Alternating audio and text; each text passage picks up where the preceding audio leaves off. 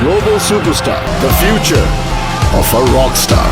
গত ঈদটা মোটেও ভালো যায়নি মেগাস্টার শাকিব খানের। প্রিন্স নিয়ে পর্দায় হাজির হয়ে সিনেমা প্রেমীদের হতাশই করেছিলেন তিনি। সহ্য করতে হয়েছে সমালোচনার ঝড়। তবে নামটা যে শাকিব খান। Music মানে শুধু অ্যাকোস্টিক না, sometimes it's more than life. রকস্টারের এক ঝলকেই সব সমালোচনা আর হতাশা দূর করে দিলেন এই মেগাস্টার।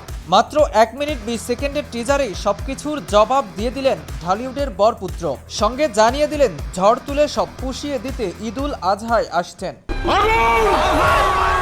আজমান রুশোর পরিচালনায় টিজারেই উঠে এসেছে পর্দার রকস্টার শাকিবের উত্থান পতনের গল্প। টিজারেই দেখে বোঝা গেছে সঙ্গীতশিল্পী হয়ে হাজির হতে ওজন ঝরিয়েছেন শাকিব। চুলের কাটেও এসেছে বড় বৈচিত্র্য। টিজারে কয়েকটি লুকে দেখা গেছে শাকিবকে। ছবিতে শাকিবের দুই নায়িকা সাবিলা নূর ও তানজিয়া জামান মিথিলা। টিজারে শাকিবের পাশেই শ্বেত শুভ্র সাদায় দেখা গেছে সাবিলা নূরকে। দেখা গেছে বর্ষিয়ান অভিনেতা তারিক আনাম খানকে। ধারণা করা হচ্ছে তিনি শাকিবের বাবার চরিত্রে অভিনয় করতে পারেন।